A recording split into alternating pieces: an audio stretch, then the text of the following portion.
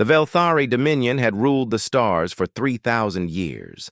Their empire stretched across 100 star systems, and their warships were the most powerful weapons ever built. These massive vessels were made of living crystal that grew and healed itself. Each ship was powered by a captured black hole, giving them unlimited energy. No species had ever defeated them in battle. No species had ever come close. High Commander Zythos stood on the bridge of his flagship, the Eternal Throne. He was tall and thin, with gray skin that shimmered like metal. His eyes were black pools that showed no emotion. He had commanded the Dominion fleet for 200 years, and in that time he had conquered 12 species and destroyed 5 others completely. He was the most feared being in the known galaxy. Today was supposed to be a simple operation. His fleet had attacked a small human colony on a planet the humans called New Montana. The humans were a young species, barely a century into space travel. They were weak, soft creatures with short lives and fragile bodies. Zythos had ordered the attack because the Dominion needed workers for their mining operations. Human slaves would serve that purpose well. The conquest had taken less than an hour. 12,000 humans were now being loaded onto slave transports. Their homes were burning. Their defenders were dead. It was, Zythos thought, almost too easy to be satisfying. Then his censor officer spoke. "High Commander, we are detecting a vessel entering the system." Zythos did not even turn around. "Identify it." "It appears to be human, High Commander. A single ship, very small. Their records call it a frigate-class vessel." Now Zythos turned, but only because he was curious. A single human ship. Coming here? He walked to the main display and studied the tiny dot moving toward his fleet. His flagship alone was 3 kilometers long and carried enough weapons to burn the surface of a planet. The human ship was barely 400 meters. It looked like an insect approaching a mountain. "They are hailing us, High Commander," the communications officer said. "Show me." The display changed to show a human face. The creature had brown skin, dark hair cut short, and brown eyes that held no fear. He wore a simple gray uniform with a few metal pins on his chest. Behind him, Zythos could see other humans working at stations on their tiny bridge. "This is Captain Sam Holloway of the USS Endeavor," the human said. His voice was calm and steady. "You are holding human citizens against their will. Release them immediately and withdraw from this system." For a moment, there was silence on the Dominion bridge. Then Zythos laughed. It was not a pleasant sound. Several of his officers joined in, their voices creating an ugly chorus. "Little human," Zythos said, "do you understand what you are looking at? I have 47 warships in this system. My flagship alone could destroy your entire planet. And you come here in that tiny vessel and make demands of me." The human captain did not smile. He did not look away. "I understand exactly what I am looking at. I am looking at slavers and murderers. I am giving you one chance to do the right thing. Take it or do not. The choice is yours." Zythos felt a small flash of annoyance. The creature's arrogance was almost impressive. Almost. "You have courage, human. I will grant you that. But courage without power is meaningless. Your species is young and weak. You have no idea what you are facing." "Maybe," Captain Holloway said. "But here is what I know. Those are my people down there. Men, women, and children who came to this world looking for a better life. You burned their homes, you killed their families, and now you want to take them as slaves." He leaned forward slightly. "That is not going to happen. And how exactly do you plan to stop me?" The human smiled then, but there was no warmth in it. "I guess you will find out." The transmission ended. Zythos stared at the blank screen for a moment, then turned to his weapons officer. "Destroy that ship. I want nothing left but atoms." Far across the void of space, Captain Sam Holloway turned to face his crew. The bridge of the Endeavor was small compared to Dominion vessels, but it was home to the best people he had ever served with. Lieutenant Commander Katie Morgan, his second in command, stood at the tactical station. She was a tall woman with red hair and sharp green eyes that missed nothing. At the engineering station sat Danny Vance, a young man with messy blonde hair who could make machines do things their designers never imagined. And at weapons control was Lieutenant Ben Torres, a quiet man with steady hands who never missed a shot. "Well," Katie said, "that went about as expected." "He is going to try to kill us now," Danny added helpfully. Sam nodded. "Yes, he is. Danny, how are the engines?" "Ready to do things that will probably void our warranty, Captain." "Good. Katie, do we have their shield frequencies?" She smiled. "Took them right from their own database while you were talking. They really should update their firewalls." "Ben, the modified torpedoes?" "Loaded and ready, sir." Sam looked at the main display. 47 enemy ships, each one larger and more powerful than the Endeavor. The math said they should run. The math said they could not win. But math did not account for everything. "All hands," Sam said into the ship-wide communicator. "This is the captain. You all know why we are here. 12,000 of our people are on those transports. The Dominion thinks we are weak. They think we will run away. They think humans are easy prey." He paused. "Let us show them how wrong they are." Battle stations. Alarms began to sound across the ship. Crew members ran to their positions. The Endeavor's engines powered up to full, and the small ship began to accelerate toward the massive Dominion fleet. On the Eternal Throne, Zythos watched the human vessel approaching. He felt a moment of confusion. The creature was not running. It was attacking. One ship against 47. It was suicide. "High Commander," his sensor officer said, voice uncertain. "The human ship is increasing speed. They are heading directly toward us." "Then they have chosen death," Zythos said. "All ships, open fire."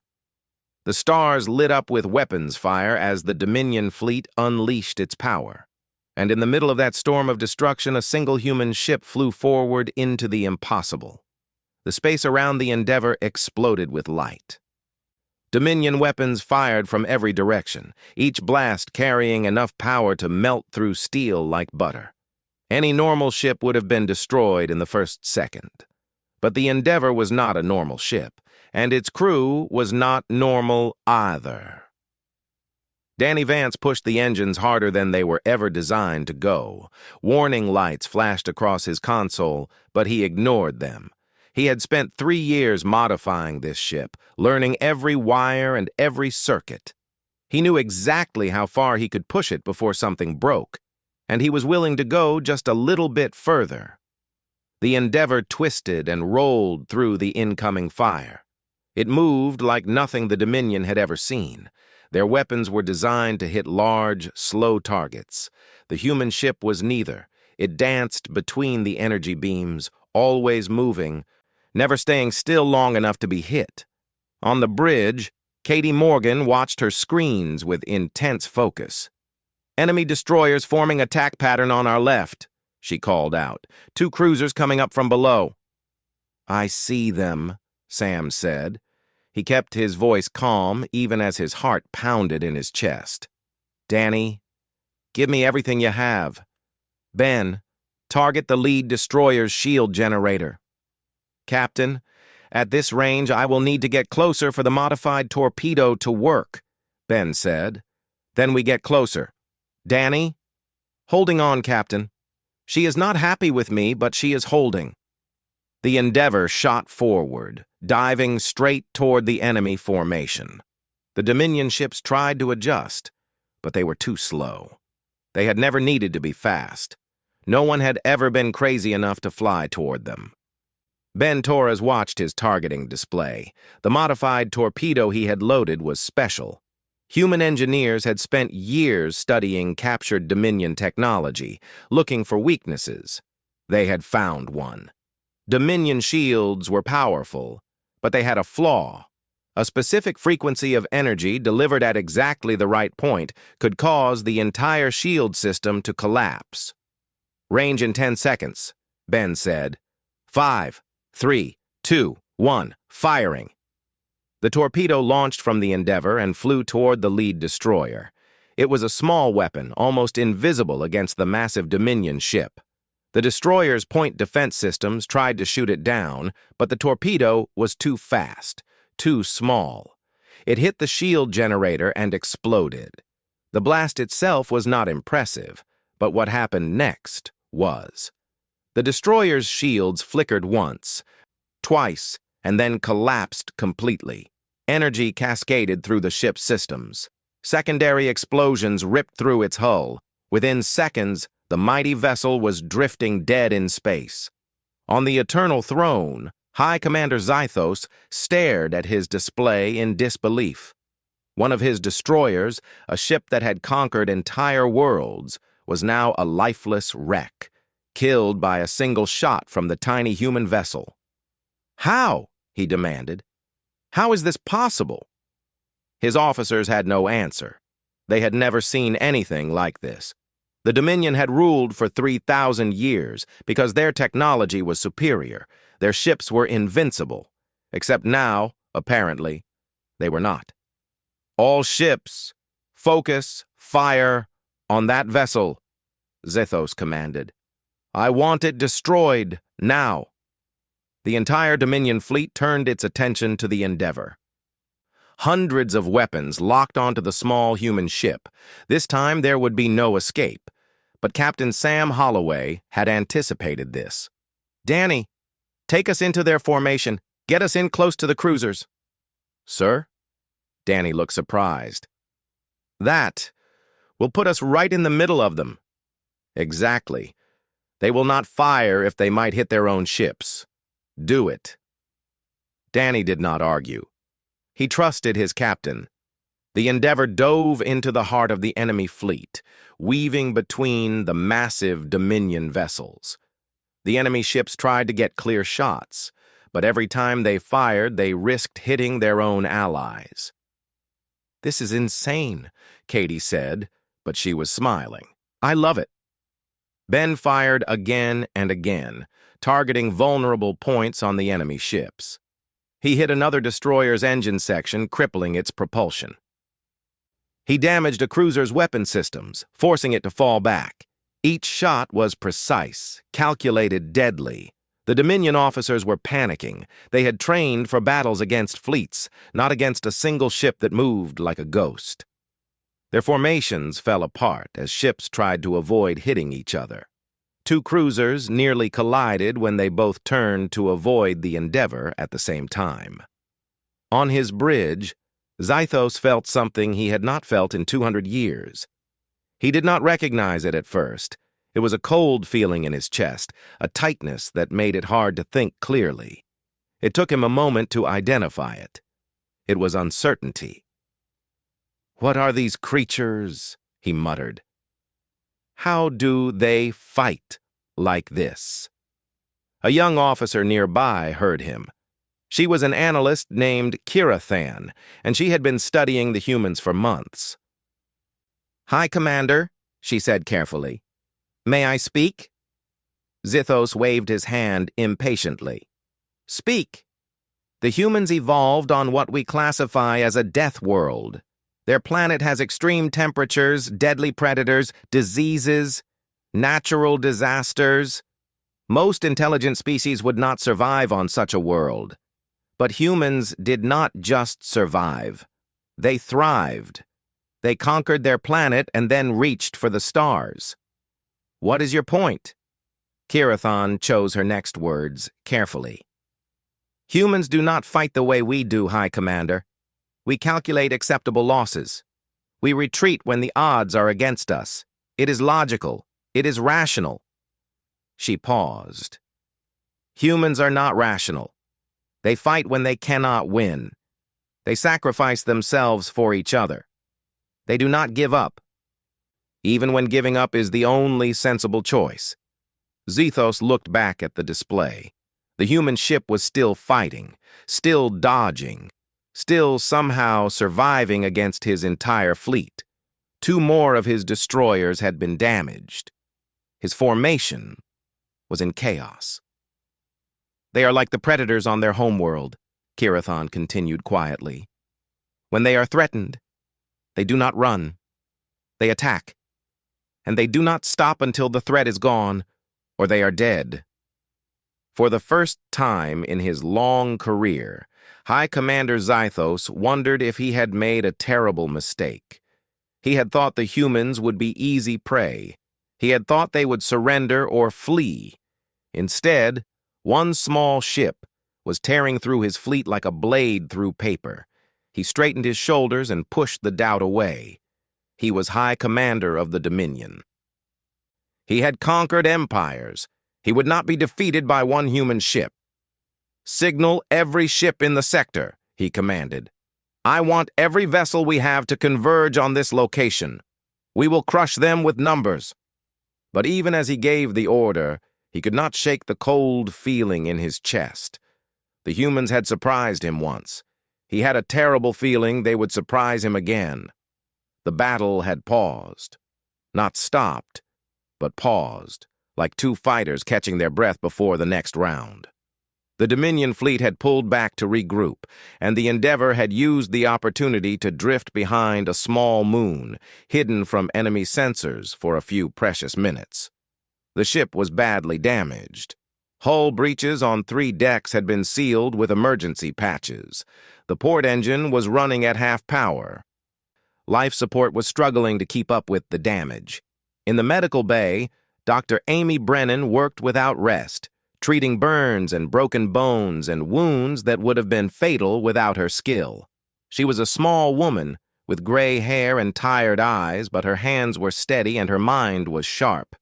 She had been a doctor for 30 years, and she had seen everything war could do to human bodies. But she had never seen anything quite like today. "How many?" Sam asked, standing in the doorway of the medical bay. 14 wounded, Amy said without looking up from her patient. 3 critical, 2 dead. She finally met his eyes. Could be worse. A lot worse. Sam nodded slowly. 2 dead. 2 of his people who would never go home.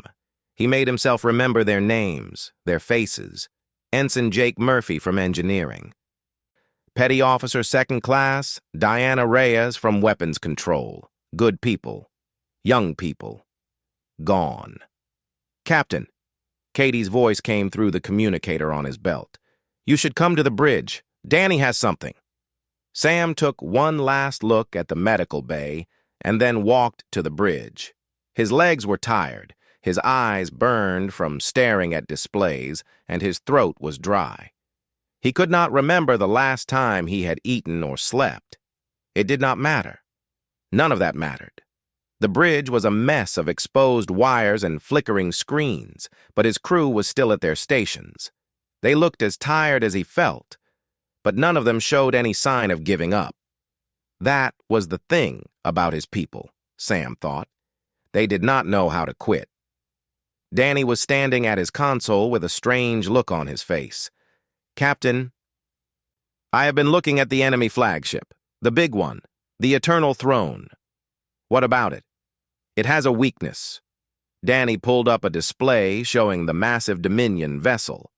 See this here? It is a thermal exhaust system. The ship is so big that it generates enormous amounts of heat, and this system vents that heat into space. And? Sam asked. And the exhaust system connects directly to their main power core. If someone could get inside that tunnel and deliver a big enough explosion at the right point... Danny traced a line on the display. The whole power core would overload. The ship would tear itself apart from the inside. Katie moved closer to look at the display. How big is the tunnel? just barely big enough for one of our shuttles. Danny shrugged. It is not exactly a front door. The opening is small, and it is defended by automated weapons. Anyone trying to fly in there would have to be incredibly skilled and probably a little bit crazy.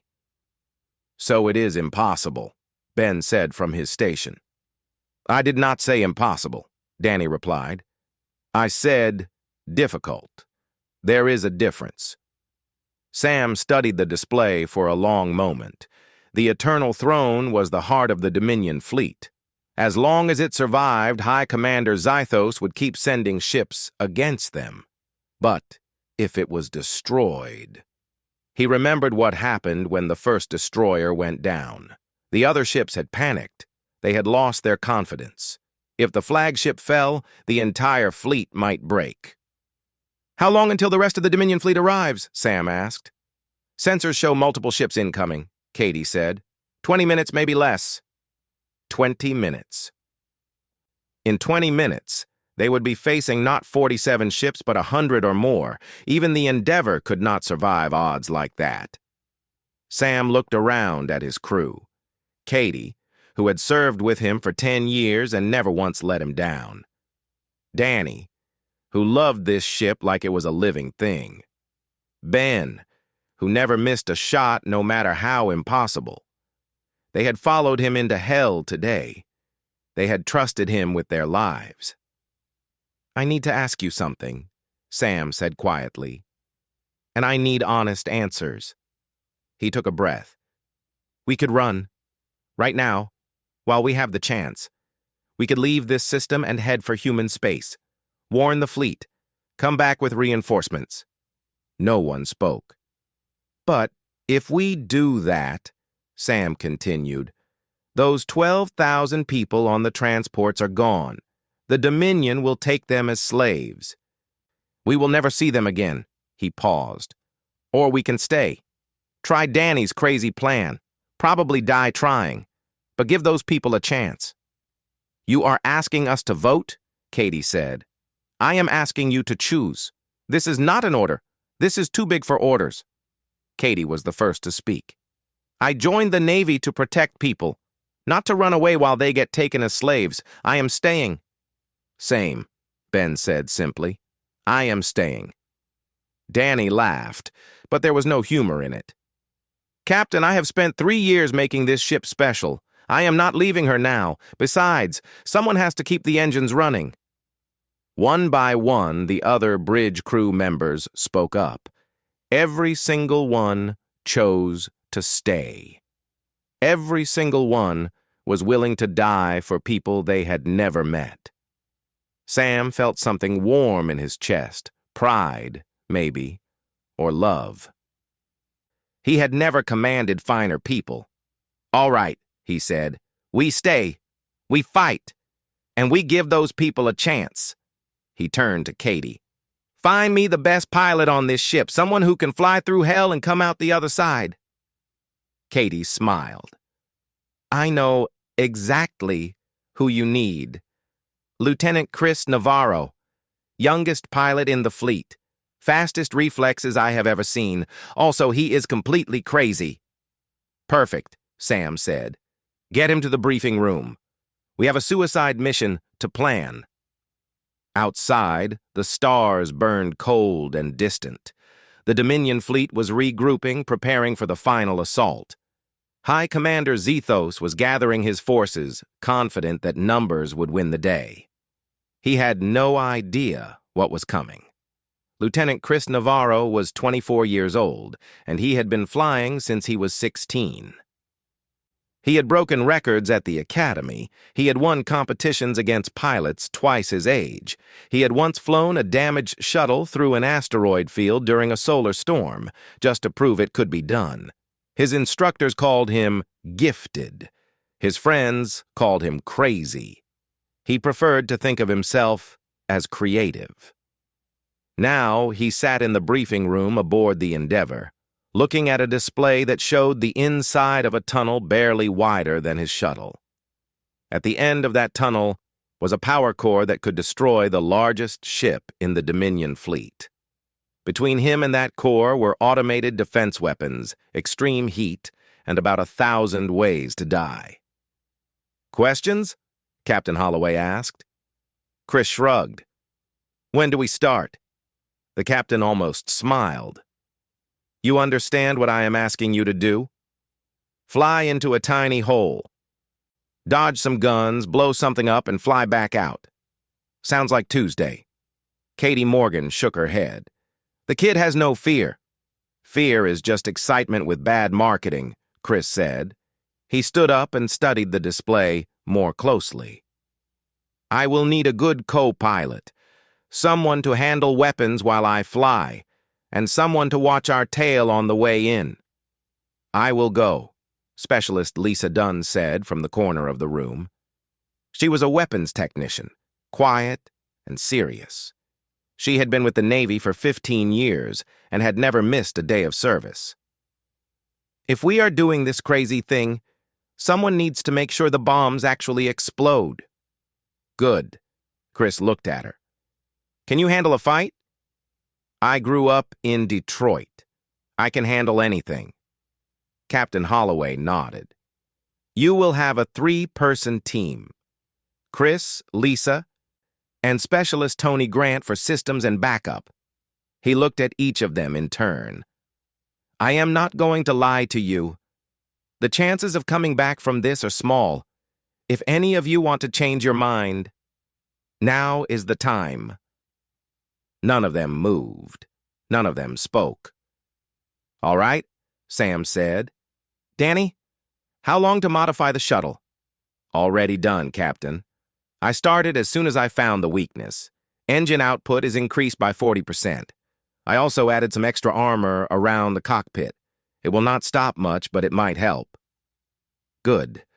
The Dominion reinforcements will be here in 15 minutes. We need to launch before then." Sam turned to Katie. "The Endeavor will provide a distraction. We will hit them hard, draw their attention, and give Chris a window to reach the flagship." "A distraction," Katie repeated. "You mean we fly straight at their fleet and let them shoot at us?" "That is exactly what I mean." Katie smiled. "I love my job." 10 minutes later, the strike team was loaded into the shuttle. Chris sat in the pilot's seat, his hands resting lightly on the controls. Lisa was behind him at the weapons station. Tony Grant was at the systems console, monitoring power levels and shields. Through the shuttle's small window, they could see the stars and the distant shapes of the Dominion fleet. "Shuttle ready for launch," Chris reported. Captain Holloway's voice came through the communicator. "Copy that. We are starting our run now. Wait for my signal, then go straight for the flagship. Do not stop for anything." "Understood, Captain. Good luck." "Good luck to you too, Lieutenant. Holloway out." The Endeavor's engines powered up, and the damaged ship moved out from behind the moon. It flew directly toward the Dominion fleet, weapons firing. For a moment, the enemy seemed confused. The human ship should have run. It should have tried to escape. Instead, it was attacking again. High Commander Zethos stood on the bridge of the Eternal Throne and watched the tiny human ship approach. "They are insane," he said. "Truly insane." "High Commander, they are drawing all of our fire," one of his officers reported. "Every ship in the fleet is targeting them." "Then they will die quickly," Zethos said. "Maintain fire. Do not let them get close to the slave transports." He did not notice the small shuttle that slipped out of the Endeavor's landing bay. He did not see it flying low and fast, using the chaos of the battle as cover. He was too focused on the larger ship, too certain that it was the only threat. That was his mistake. Chris Navarro pushed the shuttle to its maximum speed.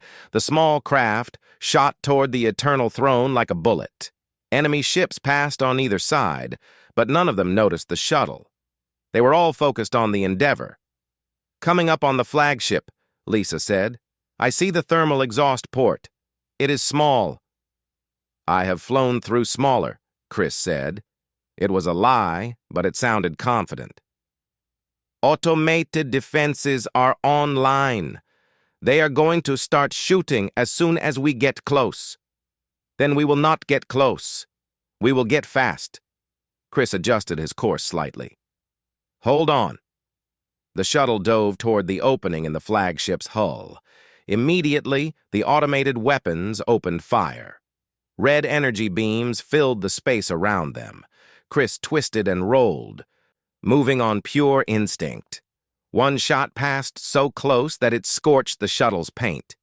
"We are hit!" Tony shouted. "Port stabilizer is damaged." "Does not matter. Keep going." Chris did not slow down. The opening was right ahead now, a dark hole in the side of the massive ship. It looked even smaller than it had in the display. Another shot hit them. This time, it was worse. The shuttle shook violently.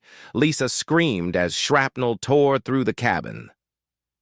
Tony grabbed her arm and pressed a hand over the wound. "Lisa is hit," Tony reported. "It is bad." "Almost there," Chris said. His voice was steady even though his heart was racing. "Just a few more seconds." The shuttle entered the tunnel. The walls were close on every side, glowing with heat. More automated weapons fired at them, but Chris dodged each shot with impossible skill. He was not thinking anymore. He was just flying, letting his instincts take over.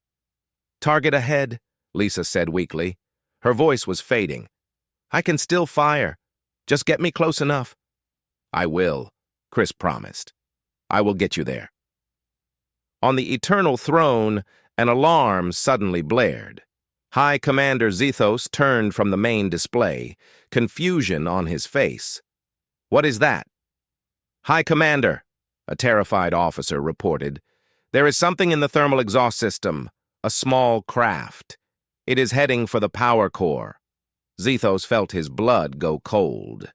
"Seal the tunnel, now!" But the command was slow. The Dominion had never needed fast emergency systems. No one had ever gotten this close before. No one had ever been crazy enough to try. The tunnel was getting narrower. Chris could feel the heat even through the shuttle's hull. Sweat dripped down his face and into his eyes, but he did not dare blink.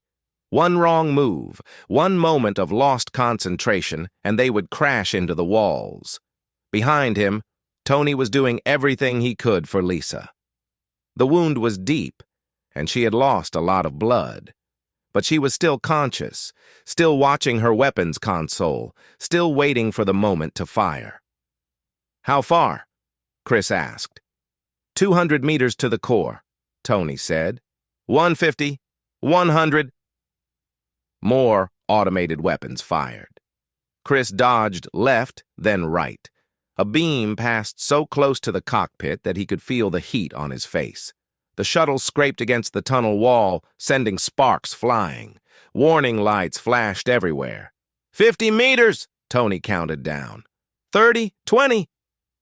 "Lisa," Chris said. "Now." Lisa Dunn had been a weapons technician for 15 years. She had never missed a shot in training, she had never failed to do her duty, and she was not going to fail now, even with blood pouring from her side and darkness closing in at the edges of her vision. She pressed the firing button. The missiles launched from the shuttle and flew the last 10 meters to the power core. They hit the exact center of the glowing structure and exploded. For 1 second, nothing seemed to happen. Then the core began to pulse with unstable energy. "Get us out of here!" Tony shouted. Chris was already moving. He threw the shuttle into reverse, pushing the damaged engines as hard as they would go. The tunnel behind him was starting to collapse as explosions ripped through the flagship. Debris fell from the walls. The heat was becoming unbearable. "Come on," Chris whispered. "Come on, come on."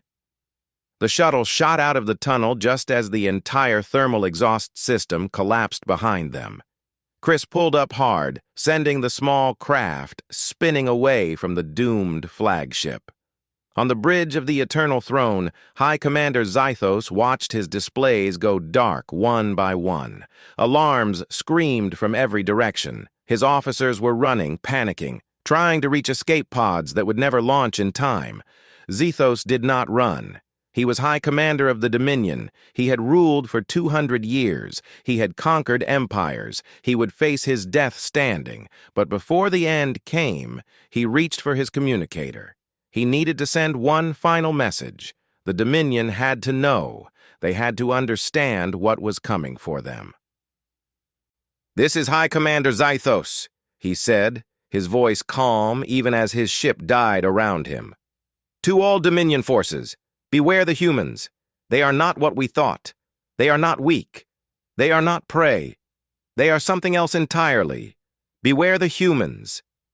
The message transmitted just before the Eternal Throne tore itself apart. From the bridge of the Endeavor, Captain Sam Holloway watched the flagship explode. The massive vessel, 3 kilometers of crystal and steel, became a ball of fire and a light that lit up the entire sector. When it faded, there was nothing left but debris. "Direct hit," Katie reported. Her voice was thick with emotion. "The Eternal Throne is destroyed." Around them, the rest of the Dominion fleet was breaking apart.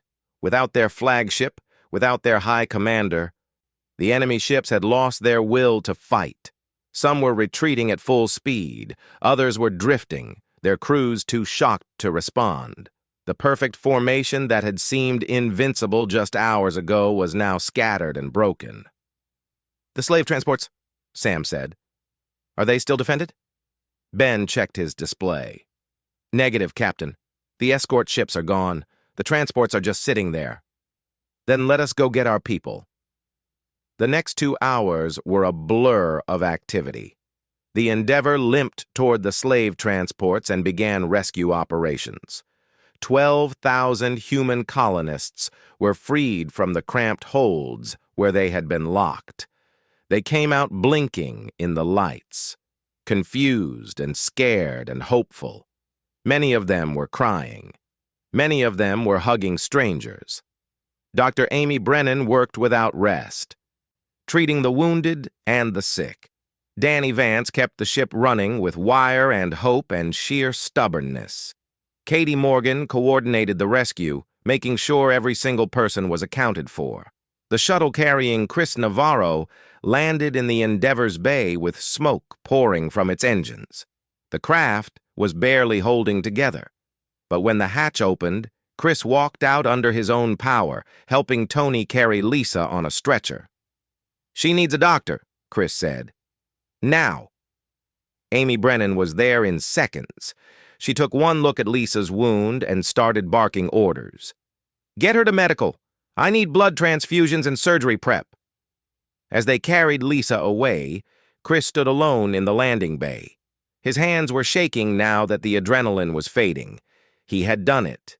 They had actually done it. Captain Holloway appeared beside him. "Lieutenant." "Captain." Chris tried to stand at attention, but his legs were not cooperating. Sam put a hand on his shoulder. "You did good, son. Damn good. Lisa did the hard part. She made the shot."